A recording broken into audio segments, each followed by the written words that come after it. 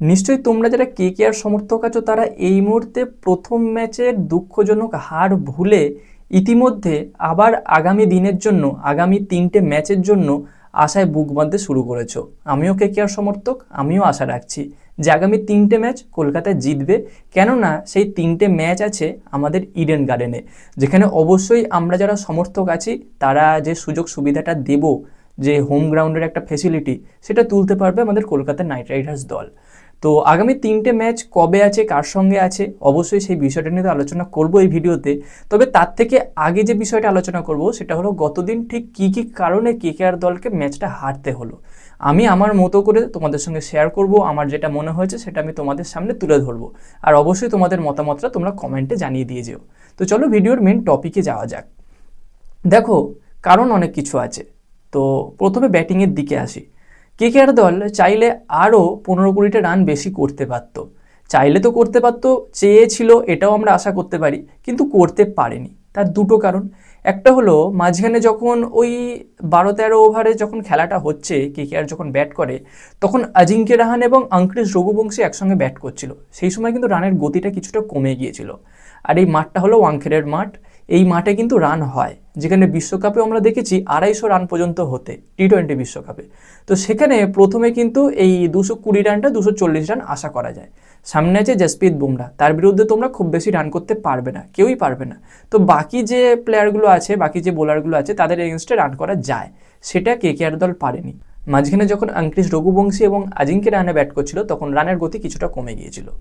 এবং Cameroon green, তার থেকে যে আশাটা অ্যাকচুয়ালি আমরা করেছিলাম সেই আশাটা পাইনি, না ব্যাটিংয়ে না বোলিংয়ে। তাকে দিয়ে বোলিং করানো হচ্ছে না। কেন হচ্ছে না সেটা অবশ্যই ভিডিওর পরবর্তী অংশে আসছি, তার আগে এই সমস্যাগুলো বলে নিই। তো সেখানে ক্যামেরুন গ্রিন যে পরিমাণ তার থেকে আমরা আশা করেছিলাম সেই আশাটা আমরা পাইনি, যেখানে আন্দ্রে রাসেলের একটা আপগ্রেড ভার্সন হিসাবে আমরা সবাই ক্যামেরুন গ্রিনকে দেখছিলাম। যদিও একটা ম্যাচ হয়েছে, এরপরে আরও 12-13টা ম্যাচ বাকি আছে, সেখানে আমরা চাইবো সে তার ফুল ফর্মে আসুক এবং আমরা যারা কেকেআর সমর্থক আছি তাদের মনের আশাটা পূর্ণ করুক, যে সেই খেলাটা দেখাক। কিন্তু এখনও পর্যন্ত প্রথম ম্যাচ দেখে তাকে খুব একটা পজিটিভ কিছু লাগেনি, সাধারণ একজনই লেগেছে। এবং শেষের দিকে যখন রমনদীপ সিং এবং রিঙ্কু সিং ব্যাট করছিল তখন কিন্তু রিঙ্কু সিংয়ের ব্যাটে কিছুটা স্লো মনে হয়েছে। দেখো, 21 না 22টা বল খেলেছে রিঙ্কু সিং, সেখানে 32-33 রান করেছে, সেটা খুবই ভালো। কিন্তু ওয়াংখেড়ের মাটিতে এটা যদি 40 করতো সেটা হয়তো আরেকটু বেশি ভালো হতো। রমনদীপ সিং 4 বলে 4 রান করেছে, এটা যদি 4 বলে সে 8 রান কি 9 রান করতো একটু বেশি ভালো হতো।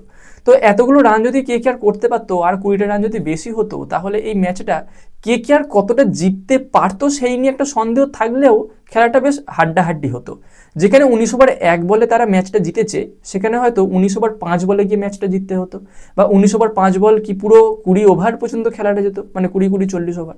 তো সেইটা হয়নি। তো মোটামুটি 220 রান অ্যাভারেজ, এই রানটা সেভ বা এই রানটা আটকানো যায়। আর সেখানেও ব্যর্থতা দেখা গেছে কিকারের বোলারদের। স্পিন বোলাররা সেইভাবে কোনোভাবেই সাহায্য পায়নি এই পিচে। আর বরুণ চক্রবর্তী, তার যে অফ ফর্ম চলছিল সেই ফর্মটা একেবারে জারি রয়েছে, কোনোভাবেই মানে হচ্ছে না। অনুকূল্লায় একেবারে 11 রান দিয়েছে, যে লাস্ট বলে যেটা 4 মেরেছে ওটা বাদ দাও, ওটা তখন খেলা শেষই হয়ে গেছে। একেবারে 11 রান, মোটামুটি একটা রান, যে খুব একটা ভালো বলবো না, খুব একটা খারাপ বলবো না। সুনীল নারিনও যে খুব একটা ভালো বল করেছে এমনটা নয়। তবে কার্তিক ত্যাগী, তার বোলিংটা কিছুটা পজিটিভ লেগেছে।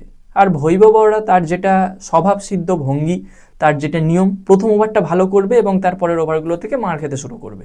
প্রথম ওভারে বোধহয় 5 না 6 দিয়ে এসেছিল এবং তারপরের ওভারে 46, মানে তারপরে 3টে ওভার 46 রান দিল, টোটাল মনে হয় 50 না 51 রান খেয়ে গেল। তো এই একটা খারাপ ভৈভব বড়াটা। তবে কার্তিক ত্যাগী রান বেশি খেলেও আমার কিন্তু তার বোলিংয়ে বেশ কিছুটা মানে পজিটিভ দেখা গেছে, যে তার বোলিংয়ে ভ্যারাইটি আছে, ইয়ার্কার দিতে চাইছে, ওয়াইড ইয়ার্কার দিতে চাইছে, স্লোয়ার আছে, বেশ লেন্থ থেকে বল করছে, এটা তার মধ্যে দেখা গেছে। ব্লেসিং মুজরাবানির হাইট আছে, সে চেষ্টা করছে, একেবারে নতুন আইপিএল ডেবিউ তার জন্য। তো খুব একটা সহজকর ছিল না ম্যাচটা, সেখানে এতটা high voltage match, high scoring match. তো সেই জায়গায় ব্লেসিং মুজরাবানির থেকে এর থেকে বেশি আশা না করাই ভালো। তো যদি ব্লেসিং মুজরাবানিকে দিয়ে 3 ওভার করানো হয়, সে যদি এই রানটাই খায়, তাহলে তুমি রোবমান পাওয়েলকে খেলাও আমার মতে। কারণ তুমি তাকে রমনদীপ সিংয়ের জায়গায় ব্যাট করতে আনতে পারবে, অ্যাজ এ ফিনিশার সে অনেকটা ভালো হবে, রানটা আরও বেশি হবে। তো বোলিং অপশান তো তোমার কাছে আরও অন্যান্য আছে। এবার আসি ক্যামেরন গ্রিনের জায়গায়। ক্যামেরন গ্রিন কেন বল করলো না? ক্যামেরন গ্রিনের থেকে তো আমরা বল আশা করতেই পারি, সে তো অলরাউন্ডার। এই তো কিছুদিন আগে অস্ট্রেলিয়া যে টেস্ট সিরিজ হচ্ছিল ইংল্যান্ডের বিরুদ্ধে, সেখানেও তো ক্যামেরন গ্রিন বল করেছে, যথেষ্ট ভালো বল করেছে। তো এই মুহূর্তে যেটা শোনা যাচ্ছে যে ক্যামেরন গ্রিনের নাকি মানে একটু নিচের দিকে, মানে স্পাইনাল কর্ড আমাদের সিট ডালার যে নিচের পার্ট থাকে সেদিকে কোনোভাবে ব্যথা আছে। সে মোটামুটি 2 সপ্তাহ থেকে 3 সপ্তাহ বল করতে পারবে না, যেটা অস্ট্রেলিয়ান ক্রিকেট বোর্ড জানিয়েছে। তো জানি না জিনিসটা কতটা সত্যি। তো যদি তাই হয় তারপরে তো সে বল করবে, তখন দেখা যাবে। কিন্তু যখন সামনের দলটা অস্ট্রেলিয়া, দেশটা অস্ট্রেলিয়া, তখন কিন্তু কোনোভাবেই দেশটাকে ভরসা করা যায় না। আমি পাই না অস্ট্রেলিয়ার প্রতি কোনো বিশ্বাস, ভরসা কিচ্ছু নেই। কি তোমরা এই ফুটবলে বলো কি ক্রিকেটে বলো, যারা আমার ভিডিও রেগুলার দেখো জানবে এই মোহনবাগান নিয়ে যখন ভিডিও করি তখন এই সেই ইরানে যাওয়ার ব্যাপারটা চলে আসে। সেই অস্ট্রেলিয়ানদের জন্যই সমস্যা, আবারও সেই একই। তো যাই হোক, ক্যামেরন গ্রিন যদি বল করা শুরু করে আর একটা বোলিং অপশান বাড়বে, সেক্ষেত্রে কিন্তু আর একটা ব্যাটসম্যান খেলানো যাবে। অ্যাটলিস্ট 2-3 ওভার তো করতে পারে ক্যামেরন গ্রিন, গতিও আছে, হাইট তার অনেকটা বেশি, বাউন্স হবে, বেশ ভালো একটা ব্যালেন্স দেখা যাবে দলে। তো অবশ্যই আমরা ভবিষ্যতে দেখবো যে 2-3টে ম্যাচ পরে ক্যামেরন গ্রিনের বোলিংটা কেমন হয় বা তাকে দিয়ে কীভাবে বোলিংটা করানো যায়।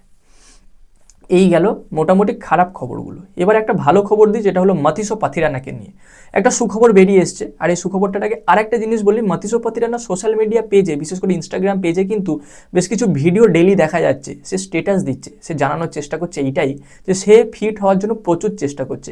কখনো দৌড়চ্ছে, কখনো জিমে সময় কাটাচ্ছে, মানে অনেক কিছু করছে, শারীরিক কসরত যেটাকে বলে। তো এর দ্বারা বোঝা যায় যে মাতিসো পাতিরানা চেষ্টা করছে। এবং এই প্রসঙ্গে বলতে গিয়ে আর একটা বিষয় বলি, যেটা সব থেকে ভালো খবর, সেটা হলো মাতিসো পাতিরানা কিন্তু আসতে চলেছে 6 তারিখ, এপ্রিল মাসের 6 তারিখের মধ্যে মাতিসো পাতিরানা আসবে কলকাতায়। সে শ্রীলঙ্কান ক্রিকেট বোর্ডে ফিটনেস টেস্টটা দেবে, সেখান থেকে এনওসি পাবে। 6 তারিখে আসতে পারে বা 6 তারিখের আগে আসতে পারে, এই রকম একটা খবর কিন্তু এই মুহূর্তে ঘোরাফেরা করছে। অবশ্যই এটা রিউমর, এখনও পর্যন্ত স্ট্রং বা এখনও পর্যন্ত আপডেট, সঠিক আপডেট কিছু নেই, কিন্তু যেটুকু রিউমর ঘোরাফেরা করছে, আমি একটা শক্তিশালী সোর্স থেকেই খবরটা পেয়েছি যে মাতিসো পাতিরানা 6 তারিখের মধ্যে আসবে। যদি আসে সেটা অবশ্যই কেকেআর ফ্যানেদের জন্য, কেকেআর দলের জন্য, কেকেআর ম্যানেজমেন্টের জন্য পজিটিভ একটা নিউজ, যে মাতিসো পাতিরানাকে এই দলে লাগবে। ডেপথ ওভারে বল করার মতো কেউ নেই, মিডিল ওভারে বল করার মতো সেইভাবে কেউ নেই। সেই অভাবটা কিন্তু পূরণ করতে হবে এই মাতিসো পাতিরানাকে দিয়েই। এই গেল মোটামুটি ভালো খবর একটা। এবার যদি সেই বিষয়টা নিয়ে কথা বলি যে কেকেআরের পরপর 3টে ম্যাচ কবে আছে, কার সঙ্গে আছে। 2 তারিখে একটা আছে হায়দ্রাবাদের সঙ্গে, তারপর 6 তারিখে আছে, এবং তারপর আছে 9 তারিখে। 6 তারিখে আছে পাঞ্জাবের বিরুদ্ধে এবং 9 তারিখে আছে লখনৌয়ের বিরুদ্ধে।